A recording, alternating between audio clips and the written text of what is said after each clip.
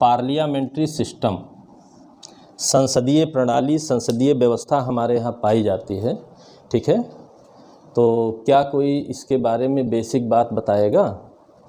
संसदीय प्रणाली, संसदीय व्यवस्था या पार्लियामेंट्री सिस्टम हमारे यहाँ पाया जाता है, इसकी क्या एक कोई ऐसा इंट्रोडक्टरी स्पेशल फीचर बताइए जिससे ये माना जाए कि हमारे यहाँ संसदीय व्यवस्था पाई जाती है। ठीक है, कोई चीज़ बताएंगे? क्या अर्थ होता है सामान्य तौर पर संसदीय व्यवस्था का? कोई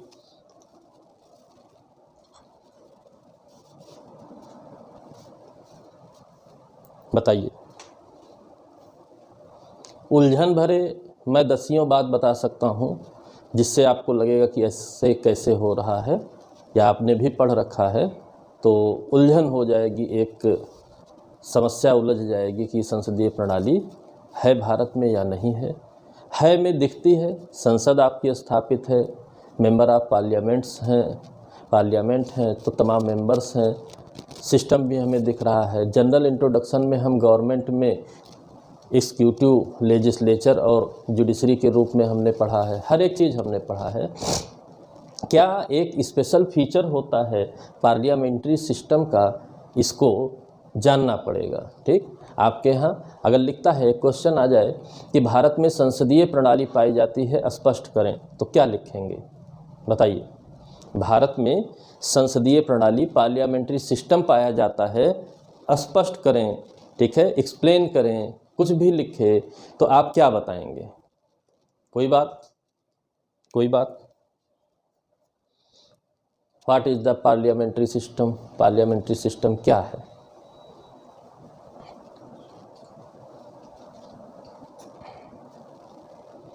नहीं चले? ठीक, अब देखिए एक व्यवस्था देखिए।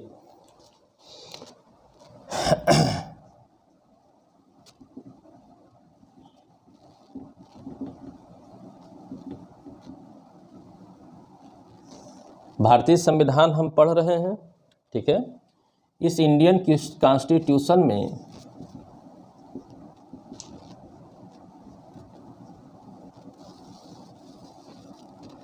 एग्जीक्यूटिव हेड कौन है?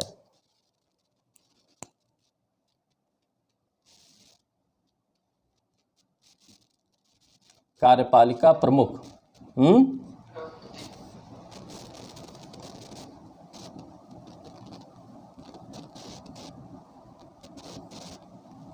प्रेसिडेंट या राष्ट्रपति हैं। ठीक, इंडियन कॉन्स्टिट्यूशन में एग्जीक्यूटिव हेड के रूप में स्पष्ट किया गया है कि भारत के कार्यपालिका शक्ति किस में निहित होगी? राष्ट्रपति में निहित होगी। ठीक, किस अनुच्छेद में लिखा है? किस आर्टिकल नंबर में लिखा हुआ है? 53। ठीक है, executive power of the union shall be vested in the president, यही लिखा है ना? ठीक, यह लिखा हुआ है। जितने भी विधेयक वगैरह हैं सब, ठीक है, सब राष्ट्रपति के सिग्नेचर के जरिए ही अधिनियम का स्वरूप प्राप्त करते हैं, एक्ट के रूप में जो है आगे बढ़ते हैं। उनको लागू करवाने की जिम्मेदारी भी एग्जीक्यूटिव हेड, कार्यपालिका हेड का ही काम है और कार्यपालिका के जरिए लागू कराता है। ठीक है, यही दूसरा हिस्सा। ठीक है, जो विधियां पारित होती हैं, मेकिंग ऑफ लॉ अगर आप कहिए,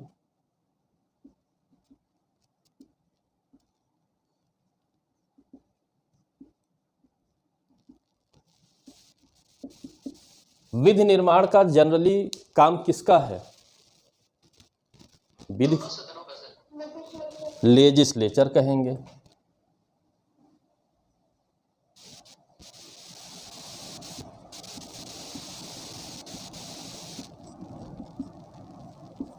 आप जानते हैं, जितना जानते हैं उसके हिसाब से एग्जीक्यूटिव सिस्टम अलग होता है, लेजिस्लेशन सिस्टम अलग होता है, दोनों अलग अलग चीज़ें हैं। ठीक, गवर्नमेंट के 3 हिस्से होते हैं, एग्जीक्यूटिव, लेजिस्लेचर और जुडिशरी, तीनों अलग अलग हिस्से हैं, अपने हिसाब से काम करते हैं।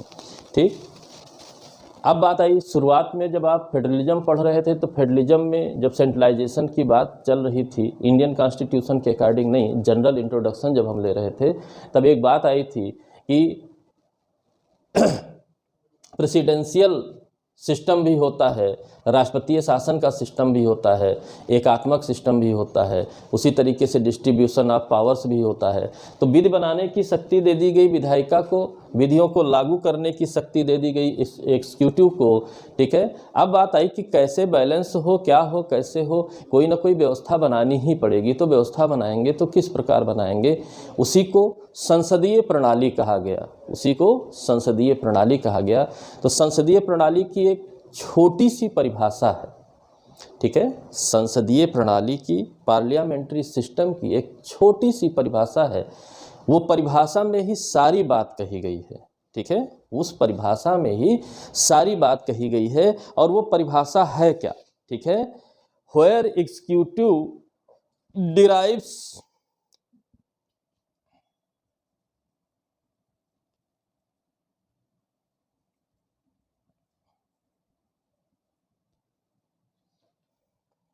व्हेयर एग्जीक्यूटिव डिराइव्स, जो आपकी कार्यपालिका होती है, फाउंड इट्स डेमोक्रेटिक लिगिमेसी,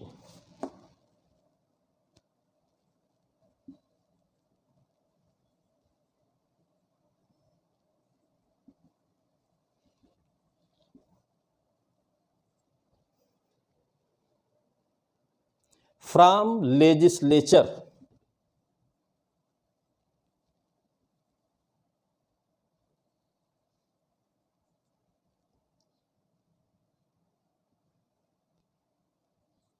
ठीक है, या पार्लियामेंट। ये एक छोटी सी परिभाषा है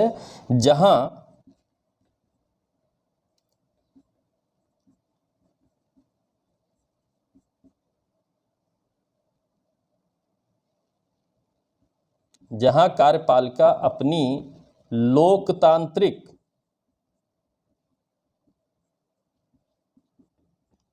मान्यता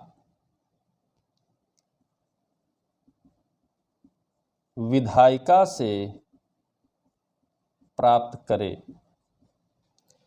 जहां कार्यपालिका अपनी लोकतांत्रिक मान्यता विधायिका से प्राप्त करे, ऐसे सिस्टम को पार्लियामेंट्री सिस्टम कहते हैं।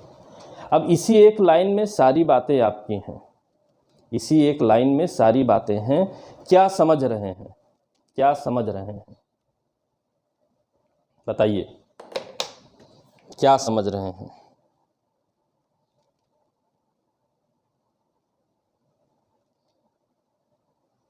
कोई बताएगा?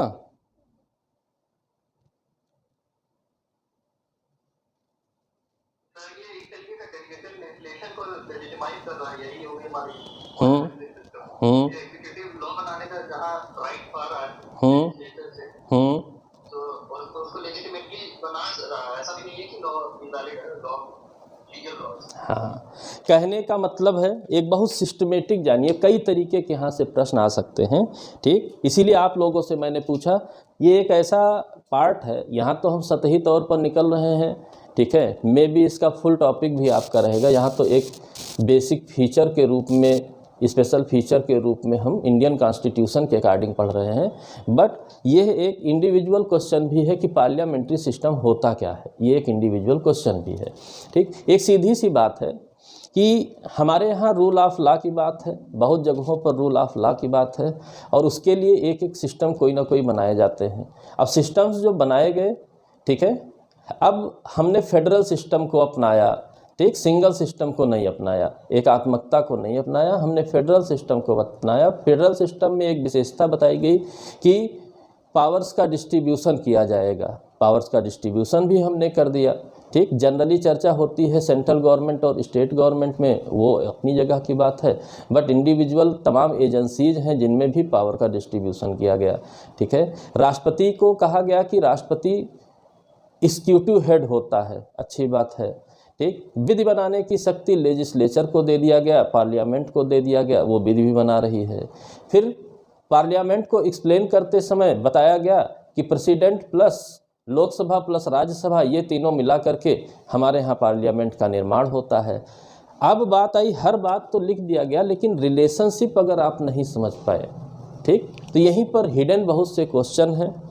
जब बात आती है वास्तविक प्रमुख कौन है, ठीक है, और गैर वास्तविक प्रमुख कौन है, कॉन्स्टिट्यूशनल हेड कौन है, ठीक है, प्रैक्टिकली क्यों हमको समझ में आता है हेड है, तमाम ऐसे क्वेश्चंस आप देखे होंगे आते हैं, ठीक। बैरक में हम लोग ढूंढते हैं, बैरक में मिलता भी है, उसका हिंट मिलता है, तमाम चीज़ें मिलती हैं, फिर उसी के आधार पर हम लोग उन चीज़ों को एक्सप्लेन करते हैं, सिस्टम को समझते हैं और बताते हैं। बट बात आई चर्चा में, तो हम 1 घंटा 2 घंटा 10 मिनट कितनी भी चर्चा कर सकते हैं, लेकिन जब आंसर हमें लिखना होगा तो हमारे पास वर्ड लिमिट्स होनी चाहिए, सिस्टमेटिक अरेंजमेंट होना चाहिए किसी बात को स्पष्ट करने का, और बात भी पूरी होनी चाहिए। इसके लिए कुछ चीज़ों को हम लोग पढ़ते हैं ताकि हम अच्छे से अरेंज कर सकें। तो जब हम बात आई हमारे यहाँ पार्लियामेंट्री सिस्टम की, तो एक जनरल पार्लियामेंट्री सिस्टम का इंट्रोडक्शन होता है कि पार्लियामेंट को इंडिकेट किया जाता है लेजिस्लेशन से, जहाँ पर विधियाँ बनाई जाती हैं। लेकिन विधियाँ बनाना, ठीक है, लॉज को बनाना और उन विधियों को शक्ति मिलना, पावर मिलना, इन दोनों में बड़ा डिफरेंस है, ठीक है। इंटरनेशनल लॉ भी पढ़ेंगे तो विधियों की शक्ति, पावर्स पर चर्चा कुछ मिलेगी आपको, ठीक, वो पार्ट भी आप लोग को पढ़ना है कि विधि बनी, विधि का निर्माण हुआ, बहुत अच्छी बात, लेकिन क्या उसमें पावर इतनी है कि लोग उसे माने, उसे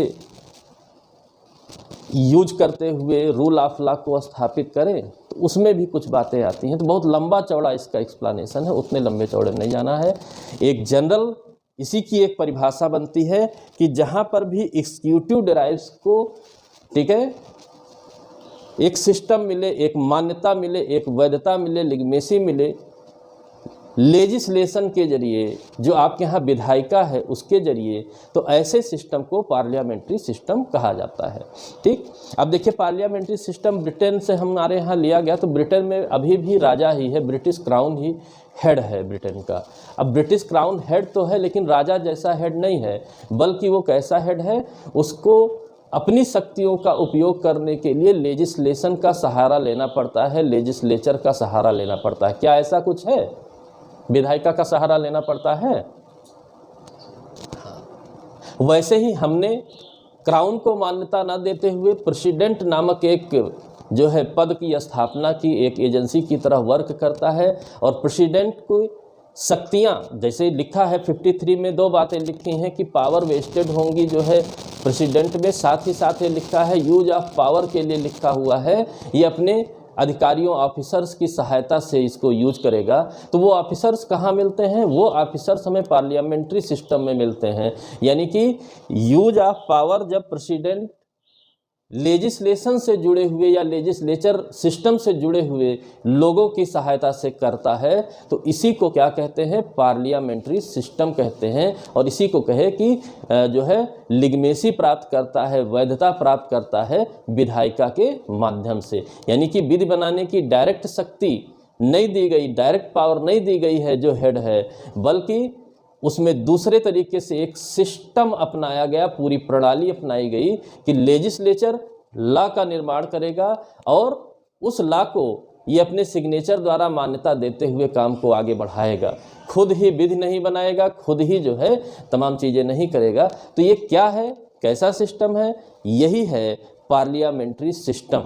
ठीक, एक लाइन में यहाँ पर आप जानिए, डिटेल बाद की बात है कि जब कार्यपालिका अपनी लोकतांत्रिक, अब आपकी बात आई लोकतांत्रिक शब्द यूज हुआ, तो लोकतंत्र का अर्थ आपने पढ़ रखा है, डेमोक्रेसी का अर्थ आपने पढ़ रखा है कि डेमोक्रेसी का अर्थ होता है कि जनता द्वारा जनता के लिए चुनी गई सरकार, यानी पब्लिक को प्रमोट किया गया है, पब्लिक ही सब कुछ होती है। अब पब्लिक ने तो पार्लियामेंट्री सिस्टम में डायरेक्ट इलेक्शन किया, प्रेसिडेंशियल सिस्टम के लिए तो हमारे यहाँ इलेक्शन व्यवस्था है नहीं, प्रेसिडेंट को हम डायरेक्टली तो चुन नहीं रहे हैं। अब मामला आया कि डायरेक्टली नहीं चुन रहे हैं, पावर को इसी को यूज करना है, तो एक जब तक सिस्टम नहीं बनाया जाएगा तब तक वो अपने पावर का इस्तेमाल नहीं कर पाएगा और पावर का मिसयूज ना होने पाए, इसके लिए ऐसी सिस्टम को बनाया गया है। यानी कि डेमोक्रेटिक अप्रोचेज को डेवलप करने के लिए पार्लियामेंट्री सिस्टम बनाया गया है, जहां पर विधियों को जो लागू करती है एग्जीक्यूटिव पावर्स, जहां पर वेस्टेड होती हैं, उनको उनकी डेमोक्रेटिक लिगमेसी लेजिस्लेचर के माध्यम से दी जाती है, ताकि कोई भी अपने पावर्स का दुरुपयोग ना करने पाए। ऐसी प्रणाली को कौन सी प्रणाली कहते हैं, कौन सा सिस्टम कहते हैं? पार्लियामेंट्री सिस्टम कहा जाता है। क्लियर है? कितनी मज़ेदार बात थी, ठीक। और आप देखे होंगे लगातार संसदीय व्यवस्था। अब मज़ेदार बात और भी है, बच्चे भी कमाल करते हैं। अब बच्चों को थोड़े गलती है, कमाल तो बच्चे करते हैं, लेकिन बच्चों की गलती नहीं होती है। जब भी पार्लियामेंट्री सिस्टम से रिलेटेड क्वेश्चन प्री या मेंस में आता है तो तुरंत जो पढ़े हैं वही तो दिमाग में आएगा। तो दिमाग में क्या आया? पार्लियामेंट्री सिस्टम क्या है? लेजिस्लेशन के लिए जो लेजिस्लेचर की स्थापना आपके यहाँ की गई है, उसमें पार्लियामेंट क्या होता है? President plus Lok Sabha plus Rajya Sabha, ये लिख दिए, ठीक। लोकसभा में इलेक्शन कैसे होता है, ये लिख दिए। राज्यसभा में इलेक्शन कैसे होता है, ये लिख दिए। प्रेसिडेंट का इलेक्शन कैसे होता है, ये लिख दिए, ठीक। यानी कि जो बेयर एक्ट में तमाम फैक्ट्स दिए हैं उसके अकॉर्डिंग आपने बता दिया, पार्लियामेंट के बारे में बता दिया। But where is parliamentary system? System कहाँ बताए? आपके यहाँ कोई चीज़ इस्टेब्लिश है, पार्लियामेंट इस्टेब्लिश है, उसका अपना स्ट्रक्चर आपने बताया, सिस्टम कहाँ बताया? तो आप बताइए, आप लोग जब भी ऐसा क्वेश्चन, ये क्वेश्चन आता है तो यही तो सोचते हैं कि कुछ और सोचते हैं? बताइए, कुछ और सोचते हैं पार्लियामेंट्री सिस्टम में? फिर कहेंगे कि नंबर नहीं मिला। तो नंबर क्यों मिले? उसने पूछा पार्लियामेंट्री सिस्टम और आप लिख रहे हैं पार्लियामेंट का स्ट्रक्चर। तो क्या सिस्टम और स्ट्रक्चर में कोई अंतर नहीं है? सिस्टम और स्ट्रक्चर में जमीन आसमान का अंतर है। अब पता चला नंबर नहीं मिला, तो हमको कहा गया कि नंबर नहीं मिला, हमारे साथ गलत हो गई, किस्मत साथ नहीं दी। तो यही किस्मत है, ठीक है, यही किस्मत है कि जब सिस्टम पूछे तो सिस्टम लिखिए, जब स्ट्रक्चर पूछे तब स्ट्रक्चर लिखिए, ठीक। रीजन असर्शन के क्वेश्चन इसके आए हुए हैं, मतलब ही नहीं बच्चों को समझ में आता है। अब क्यों नहीं आता है? पढ़ाया नहीं गया या कोई और बात है, वो एक अलग बात है। तो गलत दिशा में हम गए, गलती हुई, इसलिए सही दिशा में जाना जरूरी है। तो इसकी जब डिटेल आपकी चर्चा एक आएगी, ठीक है, ये फुल क्वेश्चन भी बनता है, तब वहाँ पर इसी बात को एक्सप्लेन करना है कि एक्जीक्यूटिव डिराइव्स क्या है, क्या होने चाहिए, क्या होते हैं, इसके संबंध में क्या कुछ बातें कही गई हैं, क्या कुछ बातें कही गई हैं। डेमोक्रेटिक लिगमेसी क्या होती है, यह क्या चीज़ है, डेमोक्रेटिक लिगमेसी क्या चीज़ है, ठीक है, और लेजिस्लेचर क्या चीज़ है। जब इन चीज़ों को स्पष्ट करेंगे और इनके बीच जो संबंध बन रहा है, रिलेशनशिप बन रही है, यानी कि जो चेन का निर्माण हो रहा है, दैट कॉल्स सिस्टम, इसको सिस्टम कहा जाएगा। तो भारत ने पार्लियामेंट्री सिस्टम को अपनाया है, यानी कि कार्यपालिका विधायिका के बीच संबंध बनाने के लिए जो सिस्टम को अपनाया है वही पार्लियामेंट्री सिस्टम है, वही पार्लियामेंट्री सिस्टम है। क्लियर है? क्लियर है?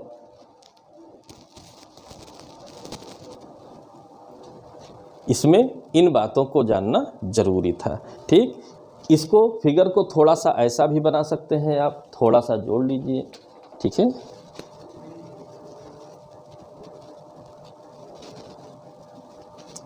ये जो लिंक है यही सिस्टम है, ये जो चेन है यही सिस्टम है, ठीक है। इसकी कड़ियाँ ही जोड़ी जाती हैं।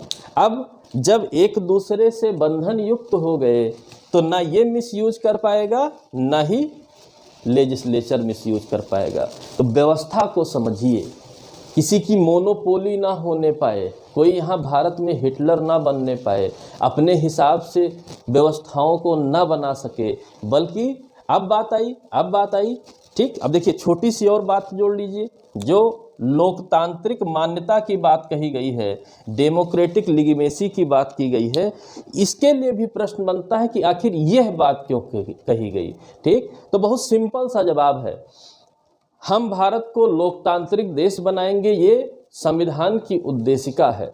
तो लोकतांत्रिक देश सिर्फ क्या कहने के लिए बनाएंगे या उसके लिए पूरा सिस्टम बनाएंगे कि हमारे यहाँ ठीक है पब्लिक पीस, पब्लिक आर्डर, सब कुछ रूल ऑफ लॉ के अकॉर्डिंग रहे, किसी एक व्यक्ति विशेष की बातें हमारे ऊपर न थोपी जाएं, ऐसा लगे कि हमने जो सरकार चुनी है वो हमारी ही सरकार है, हमारे हितों का, हमारे इंटरेस्ट का ध्यान रख रही है, किसी भी प्रकार की कमी नहीं होने दी रही है।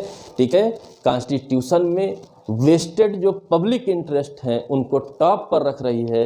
तो आपको समझ में आ जाएगा कि लोकतांत्रिक मान्यता क्या है और क्यों इसकी आवश्यकता है। ठीक, यानी कि पावर्स, अब इसी को दूसरी भाषा में कहिए कि यूज ऑफ पावर्स जो हैं, चाहे वो एग्जीक्यूटिव पावर्स का यूज किया जाना हो, चाहे लेजिस्लेचर के जरिए पावर्स का यूज किया जाना हो, वो सारी चीज़ें उन पावर्स के यूज में किस बात को सबसे ऊपर रखा जाए, सबसे हाईएस्ट वैल्यू में रखा जाए। तो आपने टीपीएसपी को पढ़ रखा है, डीपीएसपी को पढ़ रखा है। ठीक, राज्य जब अपनी नीतियों का, रूल रेगुलेशन, लॉ का निर्माण करेगा तब उसके ड्यूटी में बताया गया डीपीएसपी में कि उसकी ड्यूटी होगी लोक कल्याणकारी राज्य की स्थापना। क्या ऐसा कुछ सेक्शन 38, 37 में लिखा हुआ है? तो हमारे लिए सबसे उच्च स्तर पर आवश्यकता है पब्लिक वेलफेयर की, और यही पब्लिक वेलफेयर ही तो लोकतंत्र की आधारशिला बनती है। कभी भी डेमोक्रेसी, तभी डेमोक्रेसी, रियल डेमोक्रेसी बनेगी जब पब्लिक वेलफेयर अपने हाईएस्ट वैल्यू पर हो, अदरवाइज नहीं। ठीक है, नहीं तो देखने में तो डेमोक्रेटिक लगेगा, लेकिन वैल्यू पता चला कि जो है एकात्मक चल रही है, राजतंत्र स्थापित हो गया है, ये गड़बड़ हो जाएगी। तो इस शब्द की वैल्यू समझ रहे हैं ना, क्या है, क्या आएगा। एक बेसिक इंट्रोडक्शन मात्र था कि पार्लियामेंट्री सिस्टम हमने अपनाया है। तो पार्लियामेंट्री सिस्टम किस तरह अपनाया है इंडियन कॉन्स्टिट्यूशन में? हमने कार्यपालिका की स्थापना की और कार्यपालिका हेड प्रेसिडेंट को बनाया, जहां पर एग्जीक्यूटिव पावर वेस्ट कर दी गई, और साथ ही साथ लॉ के निर्माण के लिए हमने लेजिस्लेचर की स्थापना की, विधायिका की स्थापना की, जिसको आप संसद भी कह सकते हैं। ठीक है, या पार्लियामेंट भी कह सकते हैं। ठीक, और उसके माध्यम से विधियों का निर्माण किया जाता है। ठीक है, यानी कि यहाँ पर 500 प्लस लोग बैठ करके विधियों का निर्माण करते हैं। तो जब हमारे चुने हुए प्रतिनिधि, व्हाट इज डेमोक्रेटिक लिजिमेसी, जब हमारे डायरेक्टली चुने हुए जो रिप्रेजेंटेटिव्स हैं ये विधि का निर्माण करेंगे, तो हमारा इंटरेस्ट बेहतर होने की संभावना है, क्योंकि हम हर 5 साल में उन लोगों को चुनते हैं जो हमारे इंटरेस्ट को बेहतर तरीके से इम्प्रूव करने के लिए मेंटेन हैं, काम कर रहे हैं, उनको चुने। उन लोगों ने विधि का निर्माण किया, फिर उसे एक लीगल स्वरूप, एक्ट के रूप में प्रेसिडेंट मान्यता दे करके अपने एग्जीक्यूटिव पावर के अकॉर्डिंग भारत में लागू कर देती है और पब्लिक वेलफेयर को बढ़ावा मिलता है। That calls parliamentary system. Clear है? ठीक, हाँ, ये एक विशेषता हो गई आपकी। ठीक है, ये तो शॉर्ट नोट्स वाला मैंने बताया है, अभी फुल डिटेल में नहीं मैं गया हूँ। ठीक है, जब वैल्यूज तमाम हम जब डीपीएसपी पढ़ेंगे तो लोकतंत्र से, डेमोक्रेसी से जुड़ी हुई कुछ और बातें भी आएंगी। ठीक है, कुछ नए नए शब्द आए हैं, लगातार क्वेश्चनों में आ रहे हैं, उनको जब आप देखेंगे तब आपको मज़ा आएगा कि अच्छा कहानी कुछ और थी। कॉन्स्टिट्यूशन में तो बड़ा नंबर मिलता है। ठीक है, अब बहुत नंबर मिलता है तो उसका सिस्टम था, इसलिए जो है बहुत नंबर मिलता है। ठीक है, अब जैसे इसी सिस्टम को अप टू डेट करने के लिए हमने डेमोक्रेसी के भी डिसेंट्रलाइजेशन की व्यवस्था अपनाई, विकेंद्रीकरण किया हमने। क्यों किया? ताकि हर स्टेप पर, ठीक है, हर स्टेप पर, अभी जब हम पढ़ेंगे लोकल गवर्नेंस पढ़ेंगे तो लोकल गवर्नेंस क्या है, एक विशेषता में लोकल गवर्नेंस, चलिए क्रम नहीं लगाते हैं, हमें इम्पॉर्टेंट फीचर्स पढ़ना है तो उसी में यहीं पर जोड़ लेते हैं, थोड़ा सा कुछ हो सकता है रिलेशनशिप मिल जाए।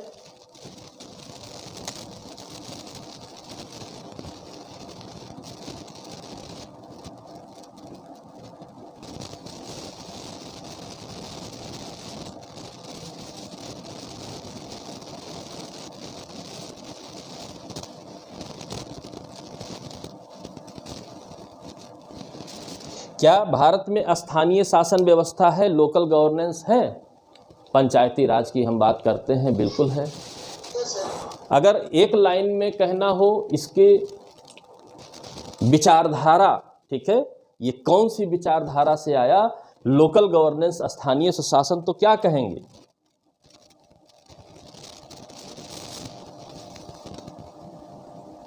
डेमोक्रेटिक,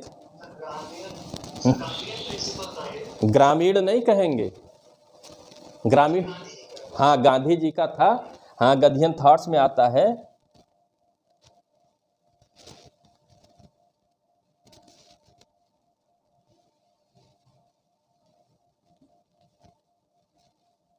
लोकतांत्रिक विकेंद्रीकरण अगर कह दिया जाए तो कोई समस्या है? डेमोक्रेटिक डिसेंट्रलाइजेशन अगर इसे कहा जाए लोकल गवर्नेंस को, तो कोई समस्या है? मूल तो यही है, एक शब्द में हमने कह दिया। अब बात आई आवश्यकता क्यों? इसलिए कि हम अपने डेमोक्रेसी को डेवलप करने के लिए स्टेप बाय स्टेप गवर्नेंस की व्यवस्था बनाए हैं। Step by step local governance, state governance, central governance, और तीनों के बीच चेन बनी रहे, चेन न टूटने पाए, उसके लिए तमाम सिस्टमेटिक अरेंजमेंट हमने अपने कॉन्स्टिट्यूशन में कर रखे हैं। तो है क्या लोकल गवर्नेंस? तब लोकल गवर्नेंस में यही बात आती है कि हमने अपने लोकतंत्र का भी विकेंद्रीकरण किया है 3 स्तरों पर। और ऐसा क्यों किया है? ताकि पब्लिक वेलफेयर ज़्यादा से ज़्यादा हो सके, हम गवर्नेंस के प्रति अवेयर हो सकें। हम इसको एक फैक्ट्री के रूप में मानते हैं, लोकल गवर्नेंस की फैक्ट्री से निकले। गांधीयन थॉट की अगर बात करेंगे तो गांधीयन थॉट में जब पूरा एक्सप्लेनेशन पढ़ेंगे तो एक और बात आती है कि लोकल गवर्नेंस में हिस्सेदारी करके, पार्टिसिपेट करके, इसे अगर फैक्ट्री के रूप में माना जाए तो हम यहाँ से ट्रेंड हो करके अगर जाते हैं स्टेट और सेंट्रल लेवल के गवर्नेंस में, तो हम बेहतर से बेहतर डेमोक्रेटिक एडमिनिस्ट्रेशन देने में सक्षम हो जाएंगे। ये एक निहित उद्देश्य था लोकल गवर्नेंस का, कि हम गवर्नेंस से हर स्टेप पर इंट्रोड्यूस हो सकें और अपने आप को अकॉर्डिंग टू इंडियन कॉन्स्टिट्यूशन के जो मेन पार्लियामेंट्री सिस्टम है या गवर्नेंस सिस्टम है, ठीक है, किसी भी प्रकार के सिस्टम को कहें, हर हिस्से में भागीदारी करें और नीचे से ऊपर की ओर इम्प्रूव होते हुए बेहतर से बेहतर एडमिनिस्ट्रेशन की स्थापना करें। ये एक उद्देश्य इसमें यह भी निहित था। और पता चला कि जब है नहीं, आप देखे होंगे कि राजनीतिक तौर पर, स्पष्ट तौर पर देखा जाए तो आज भी हमारे पार्लियामेंट के बहुत से ऐसे सदस्य हैं जो स्टूडेंट लाइफ में पॉलिटिकली डेवलप करके वहाँ तक पहुँचे हैं। छात्र जीवन की राजनीति से उनका विकास हुआ है और कहीं ना कहीं देखा जाए तो उनको बहुत बेहतर, ठीक है, सिंपल भाषा में नेता माना जाता है। और ऐसा पूरे भारत का कोई भी क्षेत्र अछूता नहीं है जो स्टूडेंट पॉलिटिक्स से जो है दूर हो। इसीलिए कभी कभी जब चर्चा होती है क्या कॉलेजों यूनिवर्सिटीज़ में इलेक्शन होने चाहिए या नहीं, तो उसके 2 धड़े आपसे, तो अभी तो यहाँ इंट्रोडक्शन हो रहा है, अभी आपसे पक्ष विपक्ष की बातें आएंगी, ठीक है, तमाम ऐसे स्टेप संविधान में आते हैं। 2 धड़े आ जाते हैं। एक धड़ा कहता है कि नहीं, पढ़ने के लिए गए हैं स्टूडेंट तो इनको पढ़ाई पर फोकस करना चाहिए। एक धड़ा कहता है भाई पढ़ाई किस लिए, इस देश को आगे बढ़ाने के लिए पढ़ाई, और देश को आगे बढ़ाने के सिस्टम में तो पॉलिटिक्स है, ठीक है, लेजिस्लेचर है।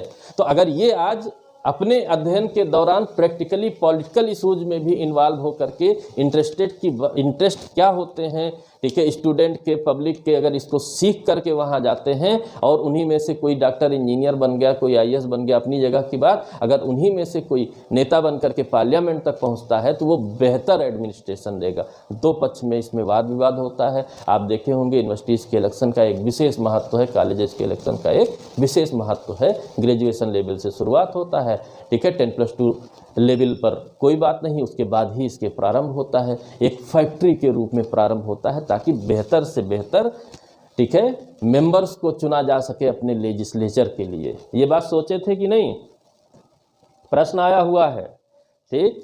तो ये हो गया लोकल गवर्नेंस, ठीक है, डेमोक्रेटिक डिसेंट्रलाइजेशन करके हम अपने गवर्नेंस को और बेहतर बना रहे हैं। अदर कौन से जो है हमारे स्पेशल फीचर्स हैं, छोटे छोटे फंडामेंटल राइट्स,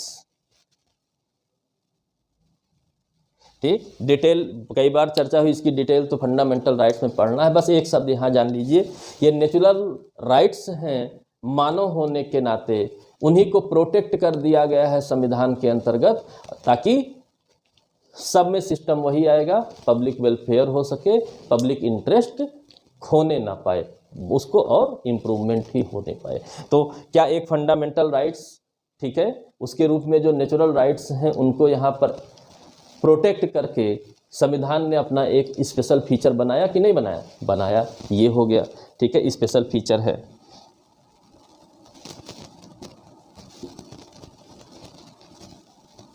डीपीएसपी बनाया गया, ठीक है, पब्लिक वेलफेयर के लिए।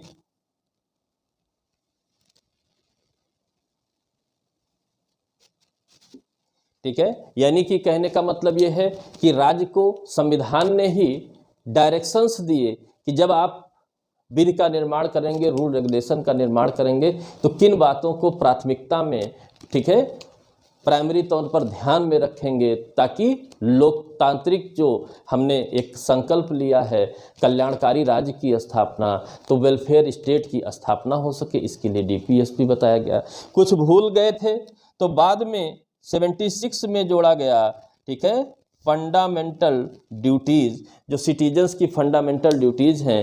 तो बहुत सी चीज़ें ऐसी थी, बार बार बहस होती थी फीचर्स पर संविधान के, ठीक है, संविधान के फीचर्स पर बहुत सी बातों पर डिस्कशन बार बार होता रहता था और एक्सप्लेन करने के लिए कोर्ट को आगे आना पड़ता था। तो एक जोड़ा गया, फंडामेंटल ड्यूटीज जोड़ दी गई सरदार स्वर्ण सिंह कमेटी के रिकमेंडेशन पर, और बताया गया क्या कि आप इस बात को भी समझिए कि ये जो भारत स्वतंत्र हुआ है, स्वतंत्र भारत का निर्माण हुआ है, इंडियन कॉन्स्टिट्यूशन का निर्माण हुआ है, वो आपकी भी कुछ ड्यूटीज़ को लेकर के चलता है, ताकि संविधान के दुरुपयोग को रोका जा सके, संविधान के आपके नॉलेज को बढ़ाया जा सके, ठीक है, और आप भी मानव होने के नाते अगर फंडामेंटल राइट्स को प्राप्त कर रहे हैं तो फंडामेंटल ड्यूटीज़ के माध्यम से दूसरे मानवों के, इस देश के इंटरेस्ट को मेंटेन करते हुए चलिए, ताकि देश हमारा दिन दुगना रात चौगुना इम्प्रूवमेंट कर सके। कुछ ऐसा लिखा है, लिखा हुआ है, ठीक। इसके बाद ठीक अमेंडमेंट जोड़ा गया है, ठीक है, संविधान में संशोधन, आगे की चीज़ें ऐसे ही सुन लीजिए। संविधान में संशोधन के लिए व्यवस्था बनाई गई कि संशोधन किया जाएगा, ठीक है। नम्यता अनम्यता का रिजिड भी बनाया गया है, और उसको इस तरह भी बनाया गया है कि आवश्यकता पड़ने पर आसानी से अमेंड किया जा सके, ताकि हर जगह उद्देश्य वही आएगा, लोगों के इंटरेस्ट को फर्स्ट प्रायोरिटी दी जा सके और भारत भारत बना रहे, अपनी पहचान को बनाए रखे। इसके लिए संशोधन की ज़रूरत पड़े तो समयानुसार, ठीक है, जैसे सर्कमस्टांसेज हो संशोधन किया जा सके, ठीक। हम लोगों की चर्चा हो चुकी है, ठीक है। वयस्क मताधिकार के लिए वयस्क मताधिकार का अधिकार दिया गया है, यूनिवर्सल वोटिंग पावर दी गई है, एज के आधार पर 18 ईयर्स के प्लस के आधार पर, जिसके आधार पर हम अपने रिप्रेजेंटेटिव्स को चुनते हैं और वो आकर के यहाँ पर अच्छी शासन व्यवस्था, रूल ऑफ लॉ को बढ़ावा देने का काम करते हैं, ठीक है। इसी तरीके से तमाम ऐसे जो है फीचर्स हैं, सेंटर स्टेट रिलेशनशिप के लिए जो है व्यवस्था बनाई गई है। जुडिशरी को फ्री जुडिशरी बनाते हुए सिंगल जुडिशरी का सिस्टम अपनाया गया है। ये तमाम ऐसे स्पेशल फीचर्स हैं जो अंदर आप पढ़ेंगे, ठीक है। बजट के लिए स्पेशल तमाम तरीके दिए गए हैं, उसमें लोकसभा को ही, ठीक है, ज़्यादा मान्यता दी गई है कि किस तरीके से भारत का बजट पारित हो और एस्टीमेट के आधार पर भारत का इम्प्रूवमेंट किया जाए, ठीक है। इमरजेंसी के दौरान, किसी विशेष समय के दौरान राष्ट्रपति और राज्यपाल दोनों को ऑर्डिनेंस जारी करने की, ठीक है, शक्ति दी गई है कि वो ज़रूरत है। संसद उस समय बैठी हुई है, मतलब जो है ऑफ चल रही है, सत्रावसान चल रहा है, ठीक है, सीजन नहीं चल रहा है, तो अध्यादेश के माध्यम से क्या करेंगे, विधियां बना करके व्यवस्था को बनाए रखेंगे, ठीक। ऐसी तमाम सी व्यवस्थाएं दी हुई हैं, अब उन्हीं को शुरू करना है। अब उन्हीं को हमें शुरू करना है, क्या क्या है क्या क्या नहीं है। ठीक, इस क्लास में आप लोग आर्टिकल वाइज पर विशेष फोकस नहीं करेंगे, बल्कि किस पर विशेष फोकस करेंगे कि हम आर्टिकल के साथ साथ जिस उद्देश्य के साथ संविधान में जो बातें लिखी गई हैं उसको जस्टिफाई करते हुए संविधान को समझेंगे। क्लियर है? कोई दिक्कत? हाँ, तो ये एक सिंपल सा था, लंबा चला। ठीक, थोड़ा शॉर्टकट भी मैंने अपनाया कि स्पेशल फीचर्स में अगर पढ़ा जाए तो काफ़ी समय लगता है और उसी बहाने संविधान भी हमारा पूरा लगभग तैयार हो जाता है, लेकिन थोड़ा सा शॉर्टकट करके मैं चला ताकि ज़्यादा ये ना हो कि उछल कूद ज़्यादा रहे। ठीक, अब अगले स्टेप में प्रियम्बल फिर आर्टिकल वाइज सिस्टम को पढ़ते हुए इंट्रोडक्शन लेते हुए आगे बढ़ जाएंगे। ठीक, रियल मीन्स क्या है उसके अकॉर्डिंग हमारी आपकी चर्चा रहेगी। जो मुख्य तौर पर स्पेशली, ठीक है, जो कॉन्सेप्ट है वो फंडामेंटल ड्यूटीज़ आर्टिकल 51A तक रहेगा। इसके बाद प्रोसीजर्स टाइप के जो है तमाम बातें हैं, फैक्चुअल बातें हैं, बट उनमें भी छिपे हुए कॉन्सेप्ट हैं, उनको देखते हुए सही तौर पर पूरा संविधान हम लोग ख़त्म करेंगे अगले क्लासेज में। ठीक है, अगली क्लासेज में वो समाप्त हो जाएंगे, तो एक संविधान का पोर्शन भी, बेसिक पोर्शन सारा तैयार हो जाएगा। फिर अदर क्लास में जो स्पेशली प्रीलिम्स के क्वेश्चन बनते हैं, कहाँ कहाँ से फैक्ट कैसे अरेंज करता है, हालांकि रीजन असर्शन के और इस टाइप के जो क्वेश्चन है, स्टेटमेंट बेसिस क्वेश्चन है, उसका मैक्सिमम हिस्सा आपने समझ लिया है, कोई समस्या आपको ज़्यादा नहीं होनी है, तो वो आपका मेंटेन है। इसके फेडरलिज्म यानी नेचर के और स्पेशल कैरेक्टरिस्टिक्स के चैप्टर में आपने उनको समझा। अब क्या है डायरेक्टली बातें, कौन कौन से वर्ड्स हमारे क्वेश्चन बनते हैं, उसके अकॉर्डिंग पढ़ना है। ठीक, तो नेक्स्ट क्लास में शुरू करते हैं। कोई दिक्कत?